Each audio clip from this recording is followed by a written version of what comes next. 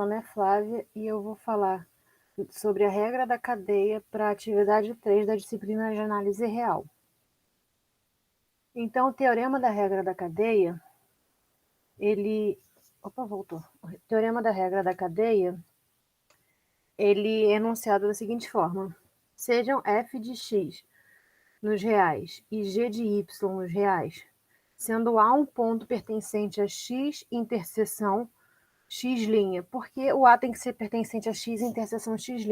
Porque ele tem que estar no domínio de f e ser um ponto de acumulação desse domínio. B pertencente a y interseção y'.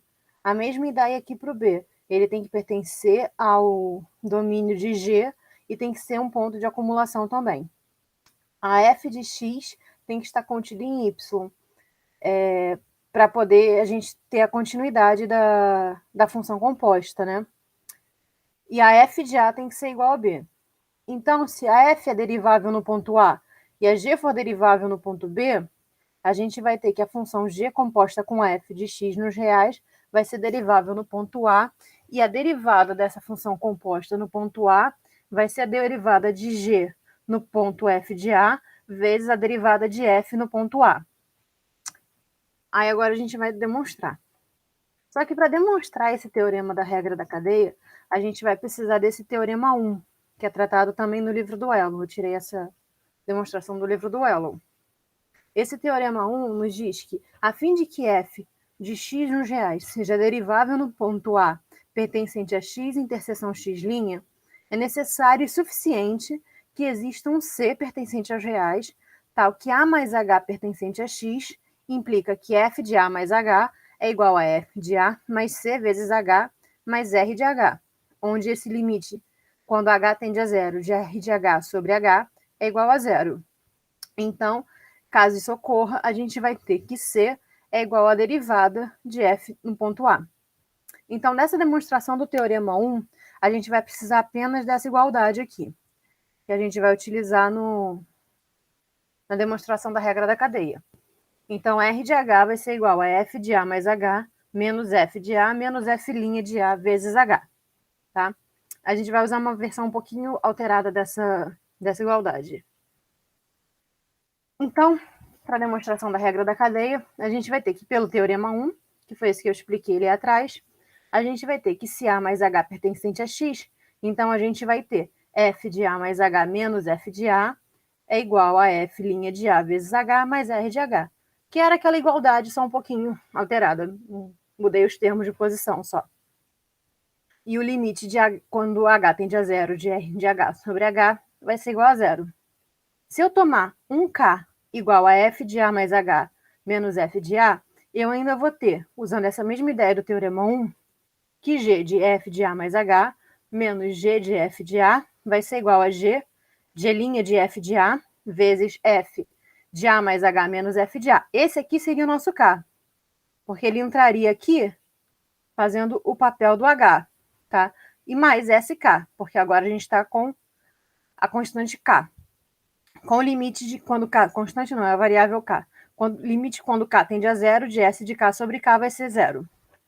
Então, a continuidade de F no ponto A vai assegurar que quando H tender a zero, vai implicar que K também tende a zero, porque o K é função de H. Então, dessa forma, a gente vai ter o seguinte, que G de F de A mais H menos G de F de A vai ser igual a G' de F de A vezes f' de A vezes H, mais G' de f de A vezes R de H mais SK. Então, eu vou pegar esse pedacinho aqui e vou chamar ele de sigma. Então, essa nossa igualdade vai passar a ser G' de f de A, faltou um parênteses aqui, vezes f' de A vezes H. Onde o sigma vai ser igual àquele pedacinho em que eu destaquei aqui, né? É G' de f de A vezes R de H mais SK. Então, a gente vê que esse sigma é um sigma de H, que é uma função de H.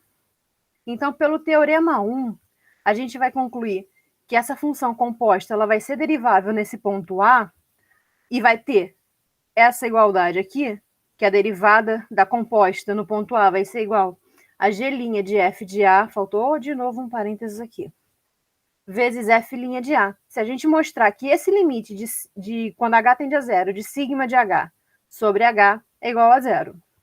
Bom, a gente vai ter que o sigma de H sobre H vai ser igual a isso daqui, esse pedaço aqui. Por que vai ser igual a isso? Porque aqui em cima a gente teve essa igualdade, então, algebrizando isso, a gente chegou, dividindo tudo por H, a gente chegou que sigma de H sobre H vai ser igual a G' de f de A vezes RH sobre H mais S de K sobre H. Só que a gente tem que S de K sobre H é igual a S de K sobre K. Mais K sobre H vai ser, então, algebrizando essa parte, a K sobre H vai ser igual a S de K sobre K vezes F de A mais H menos F de A. Esse daqui é o nosso K, que a gente definiu aqui atrás. Aqui. Quando K é igual a F de A mais H menos F de A. Então, a gente vai concluir que esse limite, quando H tende a zero, de S de K sobre H, vai ser zero. Consequentemente, o nosso limite, quando H tende a zero, de sigma de H sobre H, também vai ser zero. Bom, se a gente concluiu que esse limite aqui é zero, então a função composta é derivada no ponto A, e a gente tem que a derivada da composta é a derivada de G no ponto F de A, vezes a derivada de F no ponto A. E isso encerra a nossa demonstração.